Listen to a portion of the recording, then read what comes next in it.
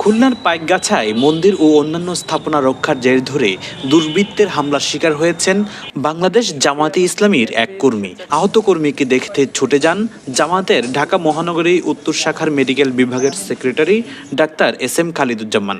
আহত কর্মীর নাম জাকির হোসেন।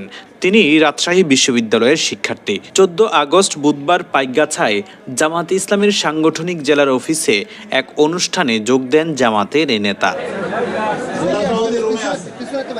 আহত জাকির হোসেন জানান, গত 5 আগস্ট থেকে আমিরে জামাতের নির্দেশে সবাই সারা দেশের সকল মন্দির ও হিন্দুদের বিভিন্ন স্থাপনা রক্ষায় পাহারা দেয়া শুরু করি। তারই ধারাবাহিকতায় এলাকায় এই দায়িত্ব পালন শুরু করেন। পাইকগাছায় টানা কয়েকদিন পাহারা দেয়ায় কোনো দুর্বৃত্ত এসব স্থাপনায় হামলা চালাতে পারেনি। এ কারণেই টার্গেট করে গত 8 আগস্ট দিনের বেলায় তার উপর অতর্কিত হামলা চালানো হয়েছে। আমি হরিডালি এবং কপিলমণি ইউনিয়নের বিভিন্ন মন্দিরে সংঘবদ্ধভাবে হিন্দু ভাইদের সাথে নিয়ে মন্দির পাহারা দেওয়া, তাদের দোকান খুলে দেওয়া, তাদের ধন সম্পদ জানমাল রক্ষার জন্য আর কি আমার সাধ্যমতো আমি চেষ্টা করছি।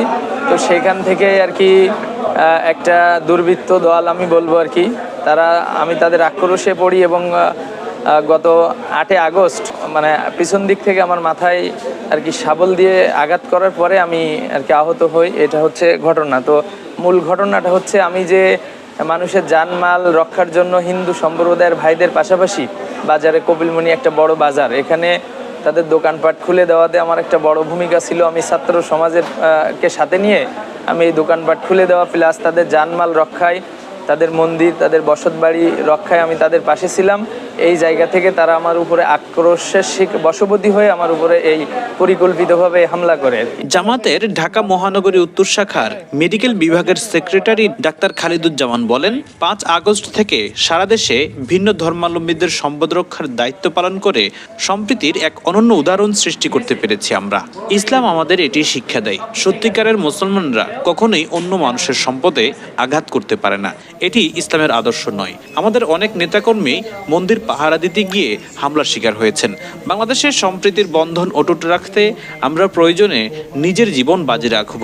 আমাদের তরুণ প্রজন্ম দ্বিতীয়বার স্বাধীনতা এনে দিয়েছেন। তারাই বর্তমান বাংলাদেশের মহানায়ক। সম্প্রীতির বাংলাদেশ গড়তে ও স্বাধীনতার সার্বভৌম রক্ষা করতে তরুণ প্রজন্মের প্রতি আহ্বান জানান ডাক্তার খালিদুজ্জামান।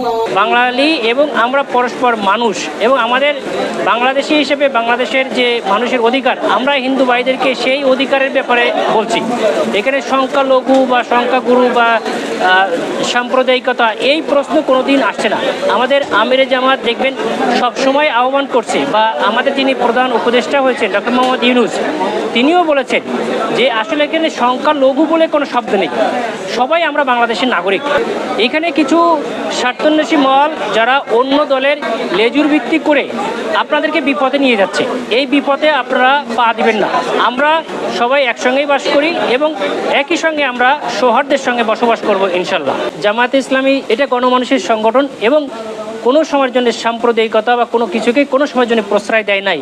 এটা মিডিয়ার মাধ্যমে যত জায়গায় যে হামলা হয়েছে, একটা জায়গায় কেউ প্রমাণ করতে পারে নাই যে এখানে জামায়াত ইসলামী বা শিবিরের ছেলেরা আক্রমণ করেছে। বরং সারা বিশ্বে এখন এটা আলোচনার বিষয় হয়ে দাঁড়িয়েছে যে জামাত শিবিরের লোকজন কিভাবে মন্দির পাহারা দিয়েছে। এই সরকার গঠনের পরেও একদিন পর্যন্ত পাহারা দিয়ে তারপর যখন সরকার গঠন হয়েছে তখন আমিরে জামাত ঘোষণা দিয়েছে যে এখন যেহেতু প্রশাসন এসেছে তখন আমরা প্রশাসনের কাছে বুঝে দিয়েছি এবং আমরা তাদের যে প্রধান যে মন্দির ঢাকেশ্বরী মন্দির, সেখানেও আমরা গিয়েছি, তাদেরকেও আমরা আশ্বস্ত করেছি এবং তারাও আমাদের দ্বারা আশ্বস্ত হয়েছে। অনুষ্ঠানে উপস্থিত ছিলেন জেলা আমির প্রভাষক গোলাম সারোয়ার, থানা আমির মাওলানা আবু সাইদ, থানা সেক্রেটারি মাওলানা আলতাফ হোসেন, শিবিরের খুলনা দক্ষিণ জেলার সভাপতি আবু জর গিফারি সহ বিভিন্ন পর্যায়ের নেতাকর্মী। সবাই একটা সমৃদ্ধ বাংলাদেশ গড়ে তুলব।